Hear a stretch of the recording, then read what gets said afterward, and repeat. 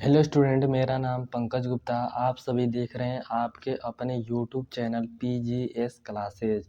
तो आज के इस लेक्चर में हम बात करने वाले हैं क्लास 12th के गणित।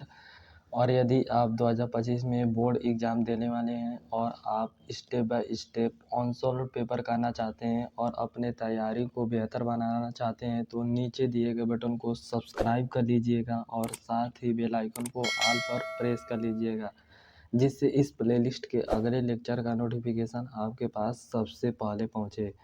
तो हमने पिछले लेक्चर में क्वेश्चन नंबर 4 तक के सभी क्वेश्चनों को कर लिए थे आज, जो कि दो नंबर थे। आज हम क्वेश्चन नंबर 5 से स्टार्ट करने वाले हैं, जो कि उसमें 5 क्वेश्चन रहेंगे और 55 नंबर के रहेंगे और आपको सभी क्वेश्चनों को करना अनिवार्य रहेगा। तो यदि आपने पिछले लेक्चरों को नहीं देखा है तो उस प्लेलिस्ट के लिंक हम डिस्क्रिप्शन बॉक्स में डाले हैं, वहाँ से जाकर आप देख सकते हैं।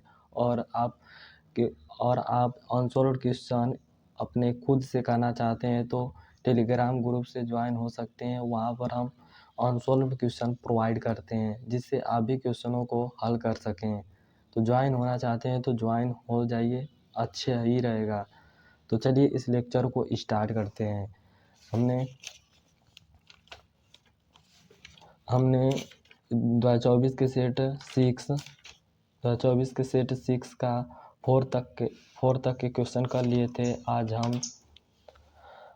हम 5 क्वेश्चन की स्टार्ट करेंगे, जो कि 55 नंबर के रहेंगे।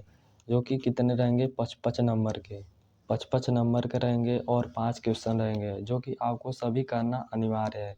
तो पहला क्वेश्चन कह रहा है कि ये हर सेट में समझ लिए कि आपके सेट में ही ऐसा ही क्वेश्चन आएगा, केवल अंक बदल दिया जाएगा। तो ये केवल 5 नंबर के उस चैप्टर से आते हैं, जो कि ये 5 नंबर के आते हैं और हर साल हर सेट में आते हैं। तो आपको इसे करना अनिवार्य है। तो आप केवल इसे देख लीजिए, एक बार देख लेंगे और आप खुद से एक क्वेश्चन कर लेंगे तो आपका एक प्रैक्टिस हो जाएगा, आपको 5 नंबर एकदम पक्का भी मिल जाएगा। तो आपको कह रहा है कि निम्नलिखित अवरोधों के अंतर्गत, यानी अवरोध हमें यह दिया है और उद्देश्य फलन z बराबर 3x + 9y का न्यूनतम मान, यानी हमें न्यूनतम मान ज्ञात करना है। जो कम से कम मान हो उसे हमें ज्ञात करना है और हमें आलेख विधि द्वारा हमें इसे ज्ञात करना होता है। तो इसे हम हल करते हैं। तो आप पूरा लेक्चर को देखिए, कहीं भी मिस न करिए, नहीं तो आपको समझ में नहीं आएगा। चलिए इसे हल करते हैं। तो बच्चों, हमें दिया है उद्देश्य फलन और अवरोध हमें दिया है। तो हम लिख लेंगे, पहले दिया है अवरोध x + 3y <, जिस तरह दिया है उसी तरह लिख लेंगे और मान लेंगे समीकरण पहला है, समीकरण दूसरा है और समीकरण तीसरा है। और इसके मतलब 0 से बड़ा या इक्वल टू x, यानी ये प्रथम चतुर्थांश में बात कर रहा है, यानी हमें 0 से बड़ा चाहिए। x का मान हमें 0 से बड़ा चाहिए और इक्वल टू रहना चाहिए, और y का मान भी हमें 0 से बड़ा चाहिए और इक्वल टू 0 भी रहना चाहिए, जो कि वह प्रथम चतुर्थांश में ही मिलता है। दोनों पॉजिटिव, क्योंकि दोनों पॉजिटिव केवल प्रथम चतुर्थांश में ही मिलता है, तो इसीलिए हम यहाँ पर लिख दे हैं कि केवल ये प्रथम चतुर्थांश के लिए ही दिया है, मतलब प्रथम चतुर्थांश में हमें बात करने को कह रहा है। तो हम यहाँ पर अगले स्टेप में लिखेंगे कि समीकरण पहला से यहाँ से हम संगत समीकरण, यहाँ पर लेस देन दिया है तो हम यहाँ पर इक्वल टू ले लेंगे, क्योंकि हमें बिंदु ज्ञात करना है। तो हम संगत समीकरण लिख सकते हैं। तो लिख सकते हैं कि x + 3y इक्वल टू 60।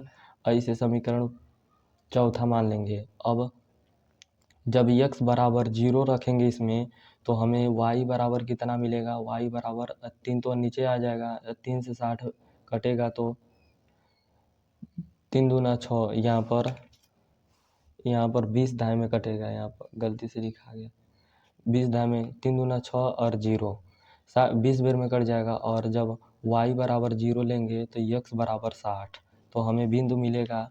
अतः बिंदु लिखेंगे, बिंदु a बराबर a 0 का पहले x का मान लिखते हैं, उसके बाद से कामा y का निर्देशांक लिखते हैं। तो 0, 20, यहाँ पर 20 ही रहेगा, 0, 20 और बिंदु b 60, 0, यानी पहले x का मान लिखते हैं, उसके बाद से y का निर्देशांक लिखते हैं।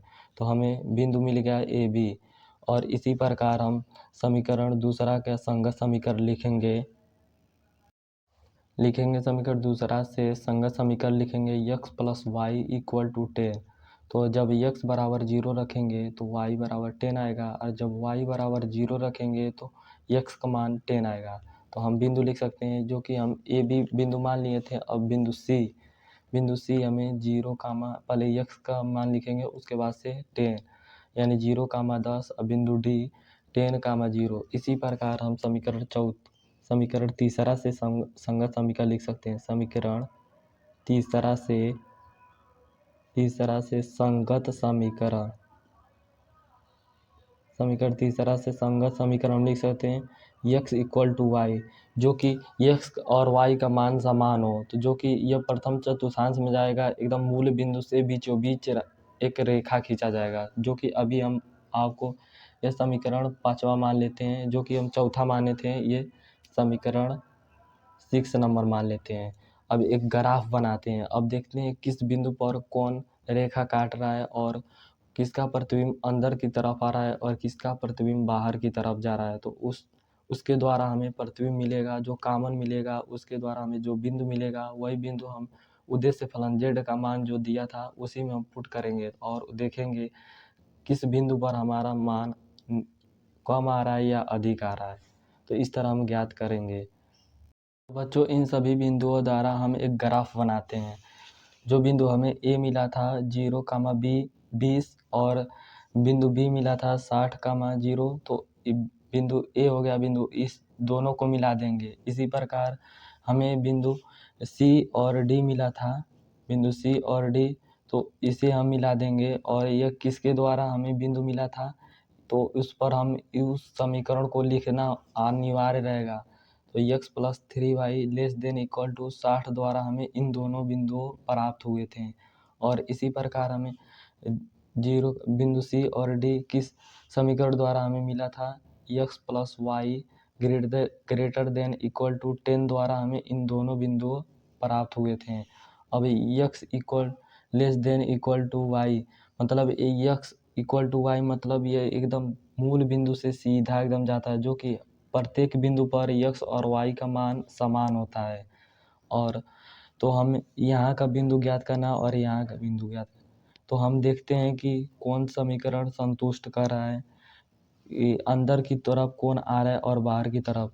तो 0, 0 हम इसमें समीकरण को पुट करेंगे और देखेंगे ये समीकरण संतुष्ट कर रहा है। यदि संतुष्ट करेगा 0, 0, तो वह अंदर की तरफ आएगा। यदि नहीं संतुष्ट किया तो वह प्रतिबिंब बाहर की तरफ होगा। तो हम पहले इस समीकरण में संतुष्ट करा रहे हैं, क्योंकि इस रेखा के अंदर के किसी भी बिंदु को हम इसमें x और y को पुट कराएंगे, तो यह समीकरण संतुष्ट होगा तो हमेशा बाहर की तरफ होगा। अगर नहीं होगा तो बाहर की तरफ प्रतिबिंब बनता है। तो हम 0, 0 आसान होता है, तो हम इसी को पुट कराते हैं। तो 0, यहाँ पर x का मान 0 रखेंगे तो 0 हो जाएगा, और y का मान 0 रखेंगे तो यहाँ का 0 हो जाएगा। 0 से बड़ा 60, यानी 0 से बड़ा 60, यानी ये समीकरण को संतुष्ट कर रहा है। तो इसका प्रतिबिंब अंदर की तरफ होगा। इसका प्रतिबिंब हम अंदर की तरफ बनाएंगे। इस तरह तीर द्वारा हम प्रतिबिंब बनाते हैं, इसका प्रतिबिंब अंदर की तरफ होगा। अब x + y ≥ 10 को 0, 0 पुट कराते हैं। तो यहाँ x का मान 0 रखेंगे तो 0, y का मान रखेंगे तो 0, यानी 0 से छोटा 10। तो कहीं 0 से छोटा 10 तो होता नहीं है, तो यह बाहर की तरफ प्रतिबिंब इसका बाहर की तरफ प्रतिबिंब बनेगा। और यहाँ पर x ≤ y यहाँ कह रहा है कि x का मान y से छोटा हो, तो यानी इसका प्रतिबिंब x का मान y से छोटा हो तो इसका इधर की तरफ प्रतिबिंब बनेगा, इधर की तरफ प्रतिबिंब निकलेगा। y से छोटा x, x का मान y से छोटा हो, x का मान y से छोटा हो, प्रतिबिंब उधर की तरफ बनेगा, y अक्ष की तरफ। अब हमें क्या ज्ञात करना है, जो कि हमें दिया था कि हमें प्रश्न में दिया था कि 0 से बड़ा यक्स, यानी 0 से बड़ा यक्स का मान इधर होगा प्रथम चतुर्थांश में, और वो 0 से बड़ा वाई का मान माने इधर होगा, प्रथम चतुर्थांश में ही होगा। तो हम देखेंगे कि कौन कॉमन सभी में मिल रहा है प्रतिबिंब। तो यहाँ पर देख रहे हैं, तो यहाँ पर कॉमन नहीं मिला क्योंकि इसका प्रतिबिंब इधर जा रहा है, यह एक कॉमन नहीं मिला। इसमें देख रहे हैं सभी प्रतिबिंब कॉमन मिल रहा है। यहाँ पर देखेंगे तो सभी प्रतिबिंब कॉमन मिल रहा है, तो हमें यहाँ का बिंदु ज्ञात करना है और यहाँ का बिंदु ज्ञात करना है। इसी बिंदु के द्वारा हम उद्देश्य फलन में मान रखेंगे और देखेंगे कि किस बिंदु पर उद्देश्य फलन का मान कम आ रहा है, तो वही उद्देश्य फलन का न्यूनतम मान होगा। तो पहले हम यहाँ का बिंदु और यहाँ का बिंदु ज्ञात करते हैं। तो इस यहाँ का बिंदु ज्ञात करने के लिए ये किस रेखा द्वारा कट रहा है, तो इस समीकरण द्वारा रेखा द्वारा कट रहा है और इस समीकरण द्वारा रेखा कट रहा है। तो हम इन दोनों समीकरणों को हल करेंगे, वही संगत समीकरण द्वारा हल करेंगे तो यक्स और वाई का मान निकालेंगे तो यहाँ का बिंदु मिलेगा। तो हम लिखेंगे इसे हम समीकरण चौथा माने थे, इसे समीकरण हम चौथा माने थे, इसे समीकरण हम चौथा माने हैं, 6 माने हैं। तो हम समीकरण 4 और समीकरण 6 को हल करेंगे। तो यहाँ पर लिखेंगे समीकरण नंबर 4 और समीकरण नंबर 6 को हल करेंगे तो यक्स और वाई का मान मिलेगा। तो जिस बिंदु पर काटा हुआ है वहीं का बिंदु हमें मिलता है। तो हल कर समीकरण 6 हमें यक्स बराबर वाई मिला था, तो यक्स का मान समीकरण 4 में रखेंगे। तो यक्स का मान समीकरण 4 में रखेंगे तो यहाँ पर वाई हो जाएगा।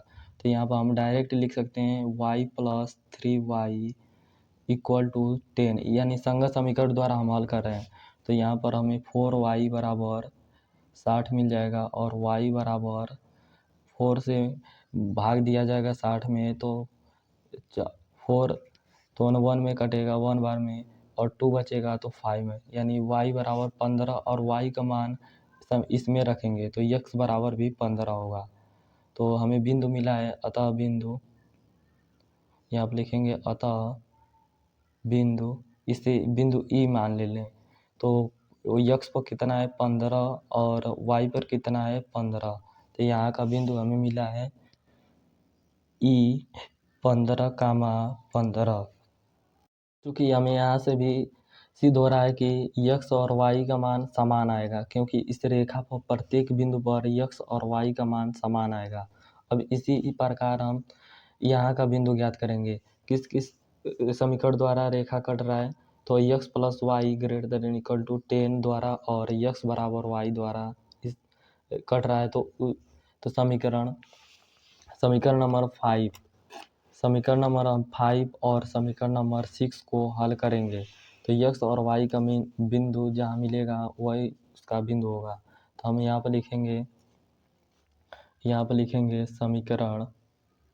समीकरण नंबर 5 और समीकरण नंबर 6 को हल करने पर समीकरण नंबर 5 और समीकरण नंबर 6 को हल करेंगे और x और y का बिंदु ज्ञात करेंगे। तो समीकरण नंबर 6 हमें क्या ज्ञात है, x बराबर y। तो x का मान y समीकरण नंबर 5 में रखेंगे तो x बराबर y बराबर 10 है, तो x का मान y हो जाएगा प्लस में y बराबर में 10, तो 2y बराबर 10। तो हमें मिलेगा यहाँ से y बराबर 5। अब y का मान समीकरण नंबर इसमें रखेंगे x बराबर y, तो y का मान रखेंगे तो x बराबर भी हमें मिलेगा, x बराबर भी हमें 5 मिलेगा। तो हमें यहाँ का बिंदु मिला है, इसे बिंदु f मान ले रहे हैं। तो बिंदु यहाँ का हमें मिला है f 5,5। तो हमें यह कॉमन मिला है, तो बिंदु A, बिंदु E, F और C इसके द्वारा हम उद्देश्य फलन में मान रखेंगे और देखेंगे किस बिंदु पर उद्देश्य फलन का मान न्यूनतम हो रहा है। तो इसे हम अगले पेज पर करते हैं। तो आपको इसी तरह आपको ग्राफ बनाना होगा और देखना होगा कि कौन बिंदु 0,0 रखने पर संतुष्ट कर रहा है, तो उसका प्रतिबिंब अंदर की तरफ बनेगा, और संतुष्ट नहीं करेगा तो देखिए यहाँ पर संतुष्ट नहीं किया है तो इसका प्रतिबिंब बाहर की तरफ बना है, और यह संतुष्ट किया है तो अंदर की तरफ। तो इसी प्रकार आपको भी करना होगा, तभी आपको 5 नंबर मिलेगा। आपको पेपर में एक ग्राफ पेपर मिलता है जो कि केवल आपको ग्राफ ही बनाना होगा, और वहीं पर आपको मोड़कर कॉपी में लगा देना होगा, क्योंकि आपको वहाँ पर आपको सर लोग ग्राफ पेपर नहीं देते हैं, आप लोग खुद मांगना होगा उन लोगों से, तभी देते हैं। नहीं तो आप लोग जल्दी जल्दी आपको कॉपी में ही कर लेना, केवल ग्राफ ही बनाना होता है। तो हम इसे बिंदु द्वारा हम उद्देश्य फलन का मान ज्ञात करते हैं। तो बच्चों हमें जो प्रतिबिंब जो कॉमन मिला था उसका बिंदु ए, ई, एफ और सी है, जिसका निर्देशांक ए का निर्देशांक 0,20 है और ई का निर्देशांक 15,15, एफ का निर्देशांक 5,5 और सी का निर्देशांक 0,10 है। अब यक्स और वाई का मान इसमें रखेंगे तो उद्देश्य फलन 0, यक्स का मान 0 रखेंगे तो इतना भाग 0 हो जाएगा, और 20 तोन वाई का मान रखेंगे तो 9 में 20 में गुणा करेंगे तो 180 आएगा, और 15 यक्स का मान 15 और वाई का मान भी 15 रखेंगे तो 15 यक्स में रखेंगे तो 15 तिया 45, और 15 वाई में रखेंगे तो 45 प्लस 15 नमा 135, 15 नमा 135 हुआ। अब जोड़ेंगे तो इसमें 140 180 इसका भी मान 180 आया। अब पुनः 5,5 यक्स का मान 5 रखेंगे तो 15 और वाई का मान 5 रखेंगे तो 45, तो यहाँ से हमें 60 मिला है। और 0,10 रखेंगे यहाँ पर, यक्स का मान 0 तो 0 और 9 का मान रखेंगे 10 में तो 90, यानी 0 प्लस 90 बराबर 90 आया। तो बच्चों यहाँ पर देखेंगे कि 60 पर 5,5 सबसे न्यूनतम मान है, जो कि बिंदु 5,5 पर न्यूनतम मान हमें 60 मिला है। तो यहाँ पर लिख देंगे, लास्ट में सबसे अंतिम में लिखेंगे अतः बिंदु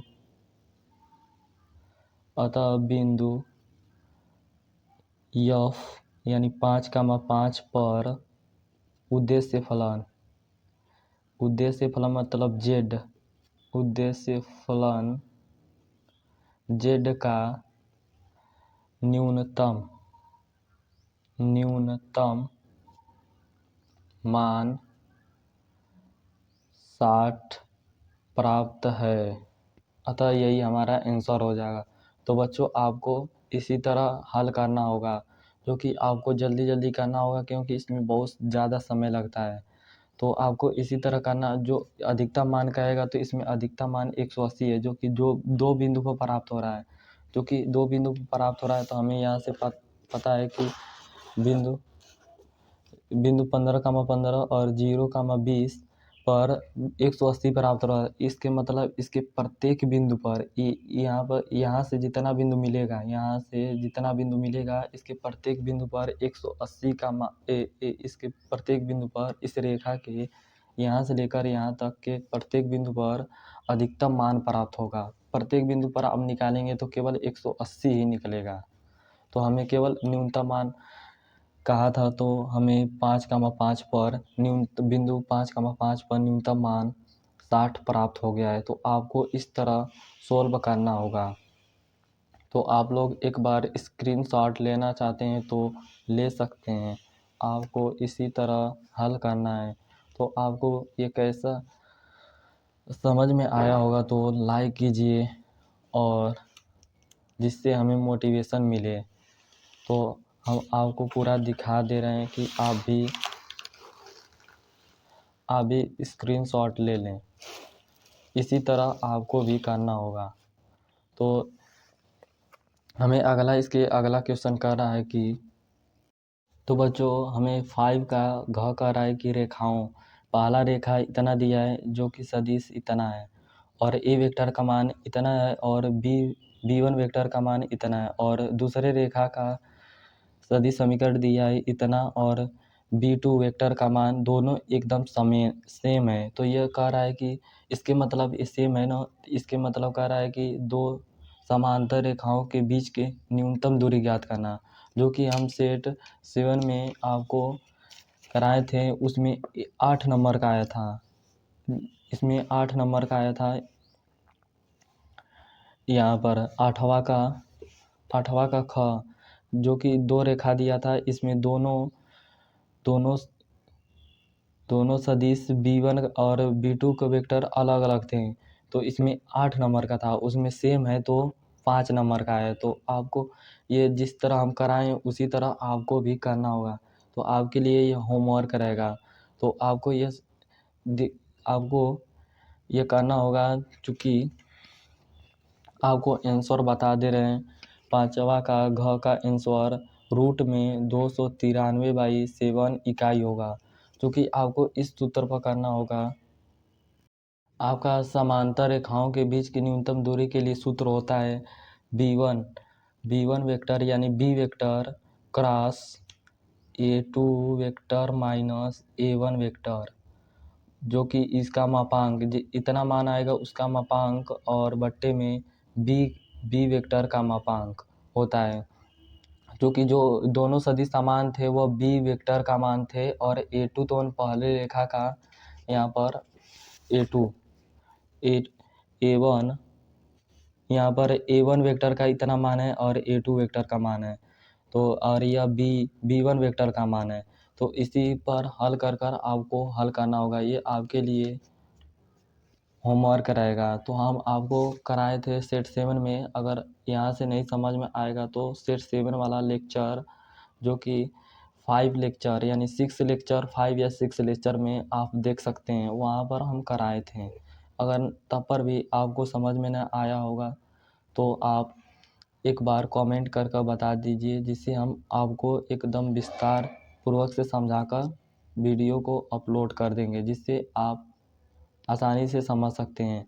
और पाँचवा का ग भी देखिए एकदम सेम कह रहा है कि दिखाइए कि संबंध आर इतना a कामा b इस प्रकार है कि a माइनस b 5 का गुणज है। एक समुच्चय z पूर्णांक का समुच्चय पर एक तुल्यता संबंध है, यानी समतुल्य सममित और संक्रामक तीनों संबंध हैं। समतुल्य भी है और सममित भी है और संक्रामक। तुल्यता मतलब तीनों संबंध है, यह आपको दिखाना है, जो कि हम कराए थे सेट 7 में, जो कि इसी में से आपको क्वेश्चन फंसते हैं। आपको बस 10 से 15 सेट को करना होगा, यानी 2 से 3 साल के सेट को कर लेंगे तो आपके क्वेश्चन इसी में से फंसते हैं। तो हम कराए थे, इसमें 5 नंबर का है, इसी में भी 5 नंबर का यहाँ पर भी है। पाँचवा का क कह रहा है कि सिद्ध कीजिए कि पूर्णांकों के समुच्चय z में r इस प्रकार है कि a comma b a minus b 5 का गुणज है। द्वारा प्रदत्त संबंध एक तुल्यता संबंध है। एकदम सेम वही क्वेश्चन आया ही है, तो आपको उसी प्रकार आपको इसे भी हल कर लेना होगा। तो हम आपको सेट 7 में 2024 के सेट 7 में कराए हैं, जो कि लेक्चर 4 या 5 में हम कराए हैं, जिससे वहाँ से जाकर आप देख लीजिए। और तब पर भी आपको समझ में ना आए तो आप कमेंट कर बता दीजिएगा। हम पुनः आपको वीडियो बनाकर अपलोड कर देंगे, जिससे आपको अच्छी तरह से समझ में आ जाए। तो हम घ करते हैं, पाँचवा का घ, जो कि ये 55 नंबर के हैं, थोड़ा लंबे लंबे सवाल रहते हैं। तो पाँचवा का घ कह रहा है यदि प्रांत यानी अंतराल दिया है -1 less than x less than 1, मानो यह बस दिखाया कि इतने अंतराल के लिए यह इतना दिया है, तो हमें सिद्ध कीजिए कि इसका एक बार अवकलन होगा -1/1 प्लस एक्स का होल स्क्वायर। तो हम इसे एक बार अवकलन करते हैं। तो बच्चों हमें इस एक बार अवकलन करके हमें इतना लाना है। इसके लिए हम पहले लिखेंगे सॉल्व, और उसके बाद से जितना दिया है वह पहले लिख लेंगे। यक्स रूट में 1 प्लस वाई प्लस में वाई रूट में 1 प्लस यक्स इक्वल टू 0। तो इसके अवकलन करने के लिए हम पहले इसे इधर भेज देते हैं। यक्स प्लस रूट में 1 प्लस वाई इक्वल टू, इधर जाएगा प्लस में तो माइनस में हो जाएगा, और रूट में 1 प्लस यक्स। अब दोनों पक्षों को वर्ग कर देते हैं जिससे हमारा रूट हट जाएगा। तो दोनों पक्षों का वर्ग करते हैं, तो यहाँ पर लिखेंगे दोनों पक्षों का वर्ग करने पर, दोनों पक्षों का वर्ग करते हैं तो यक्स स्क्वायर हो जाएगा, और वो रूट में 1 प्लस वाई का वो स्क्वायर तो न केवल 1 प्लस वाई बचेगा, और माइनस वाई रूट में 1 प्लस एक्स का स्क्वायर तो माइनस का स्क्वायर 1 हो जाएगा, और वाई का स्क्वायर और 1 प्लस एक्स हो जाएगा, रूट हट जाएगा। अब इसमें मल्टीप्लाई कर देते हैं, एक्स स्क्वायर प्लस वाई में मल्टीप्लाई होगा तो x square y equal to y square तो 1 में मल्टीप्लाई होगा तो y square plus y square x में मल्टीप्लाई होगा तो एक्स वाई स्क्वायर। अब यहाँ से हम एक्स स्क्वायर और वाई स्क्वायर को इधर भेज देते हैं, तो y square x square minus y square, यहाँ प्लस है तो माइनस हो जाएगा, और प्लस में एक्स स्क्वायर वाई स्क्वायर, और इधर भेजेंगे तो माइनस एक्स वाई स्क्वायर हो जाएगा इक्वल टू 0 बचा है। अब यहाँ पर x square plus y square को हम लिख सकते हैं, क्योंकि यहाँ पर होता है यदि एक कोष्ठक में एक्स प्लस वाई और एक कोष्ठक में एक्स माइनस वाई हो तो हम इसे x square minus y square लिख सकते हैं। तो उसी प्रकार हम एक कोष्ठक में एक्स प्लस वाई और एक कोष्ठक में एक्स माइनस वाई लिख सकते हैं, और यहाँ से एक्स वाई कामन ले लेते हैं। एक्स वाई कामन लेंगे तो यहाँ पर बचेगा केवल एक्स माइनस यहाँ पर बचेगा वाई इक्वल टू 0। अब देखेंगे दोनों में क्या कामन आ रहा है, एक्स माइनस वाई और इसमें भी एक्स माइनस वाई है, तो एक्स माइनस वाई को कामन ले लेते हैं। तो यहाँ पर हमारे बचेगा एक्स प्लस वाई और प्लस में एक्स वाई बचेगा इक्वल टू 0। एक बार एक्स माइनस वाई 0 लेंगे या x plus y plus x y बराबर 0 लेंगे। तो इसे हम लेंगे तो इसे लेंगे तो केवल हमारा इतना आ ही नहीं पाएगा, इसलिए हम इसे नहीं लेते हैं, केवल इसे हम लेते हैं। तो हम एक्स प्लस एक्स वाई बराबर 0 ले सकते हैं, और यहाँ से हम क्या कामन ले सकते हैं, एक्स प्लस वाई को कामन ले सकते हैं। तो हम लिख सकते हैं 1 प्लस एक्स इक्वल टू 0। अब एक्स को उधर भेज देंगे तो माइनस में हो जाएगा, तो वाई 1 प्लस एक्स तो इधर आएगा, प्लस में है तो माइनस में हो जाएगा, और वाई मल्टीप्लाई में है तो इसके हर में आ जाएगा, तो वाई बराबर माइनस एक्स 1 प्लस एक्स। तो हम इतना तोड़कर यह याद है। अब एक्स के सापेक्ष अवकलन करेंगे, तो यहाँ पर लिखेंगे एक्स के सापेक्ष अवकलन करने पर एक्स के सापेक्ष करेंगे तो वाई का अवकलन dy बाई डी एक्स हो जाएगा, और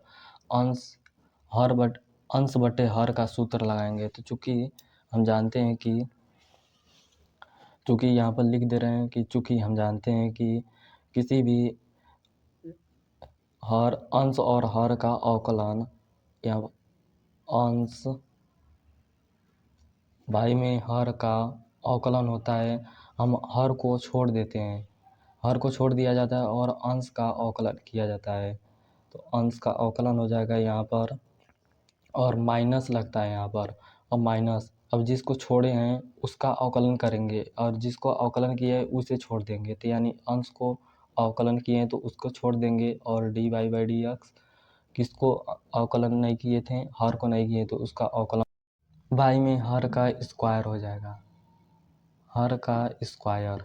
तो इसी के द्वारा हम करेंगे इसका अवकलन। तो हम पहले हर को छोड़ देते हैं तो 1 प्लस यक्स को छोड़ेंगे और माइनस यक्स का अवकलन करेंगे तो माइनस यक्स का अवकलन 1 हो जाएगा और माइनस माइनस लगेगा। अब अंश को छोड़ देंगे तो यहाँ पर माइनस यक्स अंश को छोड़ रहे हैं और अब हर का अवकलन होगा। तो हर का अवकलन होगा तो 1 का 0 हो जाएगा प्लस यक्स का 1 हो जाएगा। अब आई में हम लिख सकते हैं 1 प्लस यक्स का होल स्क्वायर।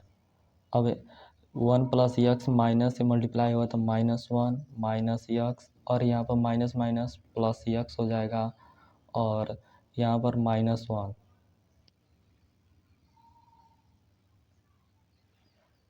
इसमें मल्टीप्लाई होगा तो यहाँ पर -1 नहीं बचेगा, माइनस प्लस यक्स तो 1 में मल्टीप्लाई होगा तो प्लस यक्स केवल बचेगा। तो यहाँ से माइनस यक्स और +1 बचे, नीचे में हमारा क्या बचा है 1 प्लस यक्स का होल स्क्वायर। तो हमारा प्रूफ होकर आ गया 1 प्लस यक्स का होल स्क्वायर। हमें यही कहा था ज्ञात करने के लिए, ये इस तरह आप लोग को भी प्रूफ करना होगा। तो इस तरह हम प्रूफ कर दिए, यहाँ पर लिख देंगे प्रूफ्ड लिख देंगे और इस तरह हमारा आंसर आ जाएगा। तो यही हमें लाना था माइनस में 1/1 प्लस यक्स का होल स्क्वायर। यही हमें क्वेश्चन में कहा था कि एक बार अवकलन करके हमें दिखाना है कि -1/1 प्लस यक्स का होल स्क्वायर। तो हम पहले इसे विस्तार रूप से इसे पहले हल किए हैं, उसके बाद से हम यहाँ पर तोड़कर y बराबर -x/1 प्लस यक्स ले दिए हैं, जिससे हमें यक्स सापेक्ष अवकलन करने में आसानी हो सके। तो यहाँ से हम अवकलन कर dy/dx का मान -1/1 प्लस यक्स का होल स्क्वायर ले दिए हैं। तो आप स्क्रीनशॉट लेना चाहते हैं तो ले सकते हैं।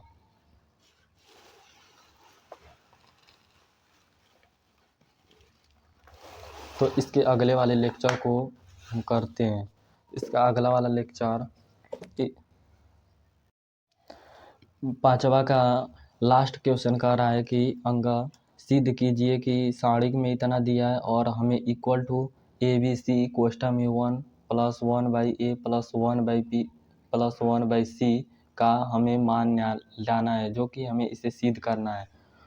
तो हमें इस सिद्ध करते हैं, जो कि ये 5 नंबर के हैं। ये लास्ट वाला क्वेश्चन 5, जो कि 5 क्वेश्चन दिया रहता है, यही लास्ट क्वेश्चन है। तो इसे हम सिद्ध करते हैं।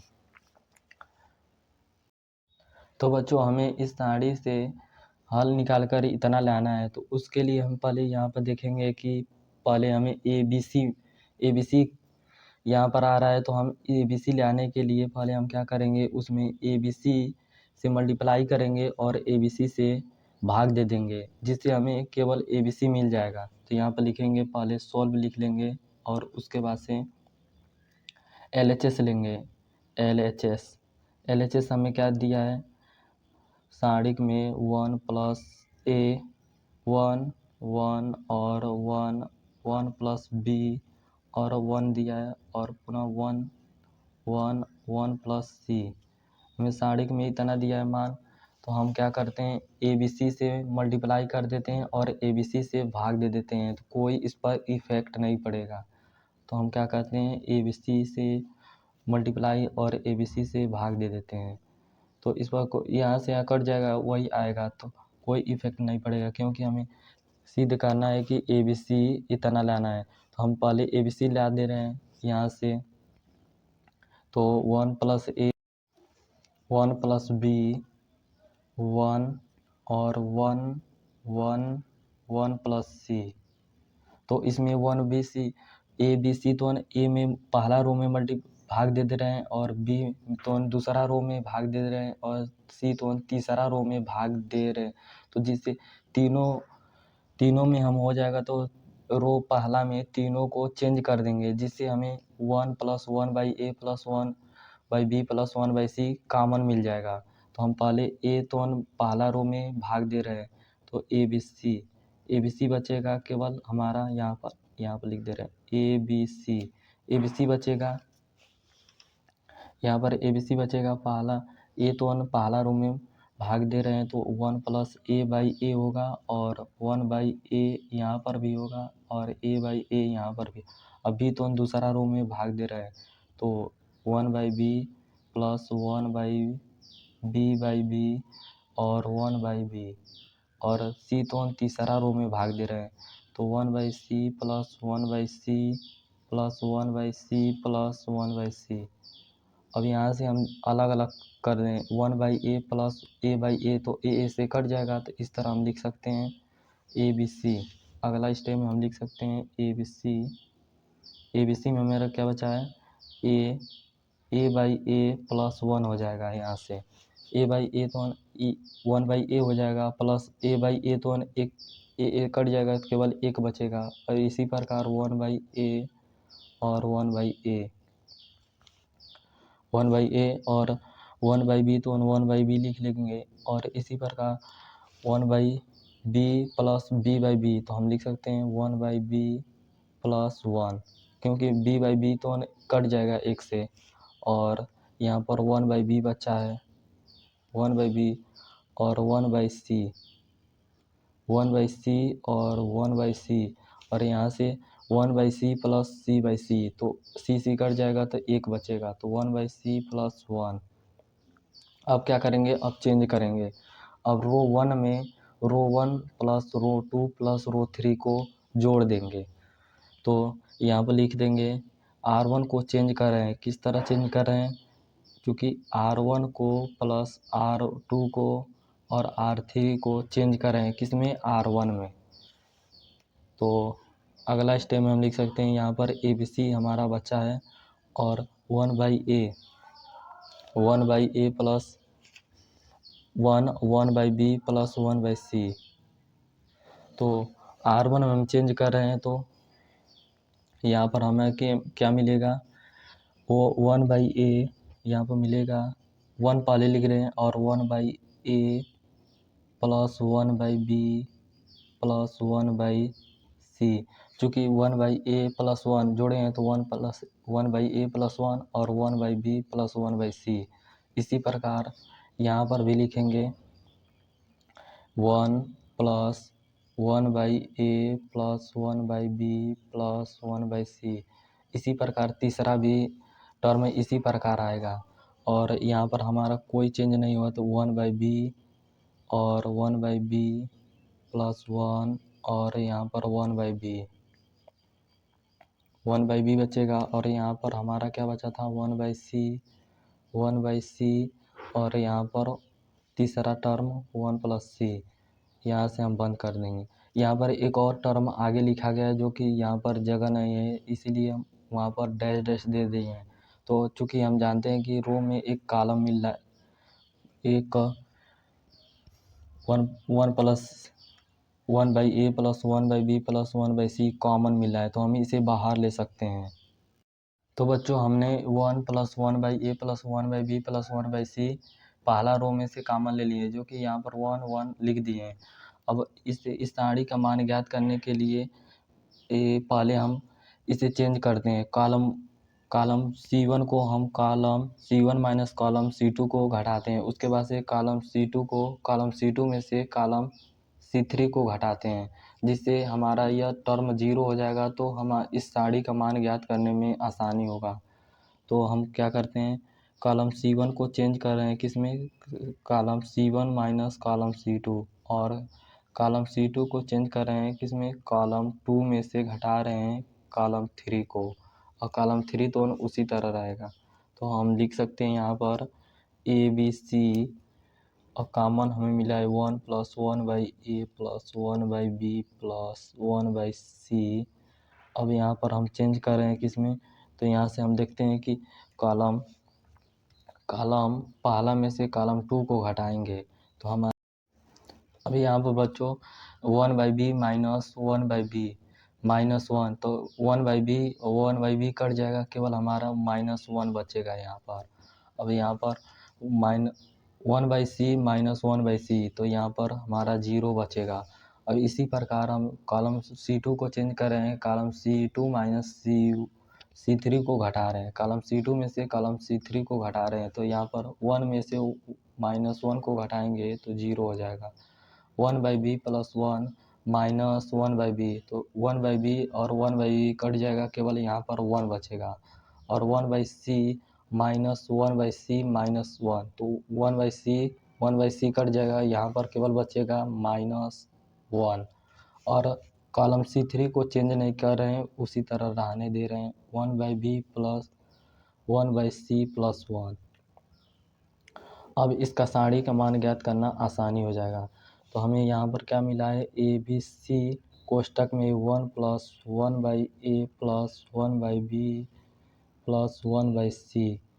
तो हम इस साड़ी का मान ज्ञात करते हैं। तो 0 लेंगे तो इसे छोड़ेंगे और इसे छोड़ेंगे, इसमें मल्टीप्लाई होगा, माइनस इसमें मल्टीप्लाई होगा, तो इसमें कुछ भी आएगा तो समथिंग इसमें 0 हो जाएगा। और माइनस लेते हैं 0, और इस कॉलम को छोड़ते हैं और इस रो को छोड़ते हैं, और इसमें मल्टीप्लाई होगा, माइनस इसमें मल्टीप्लाई होगा।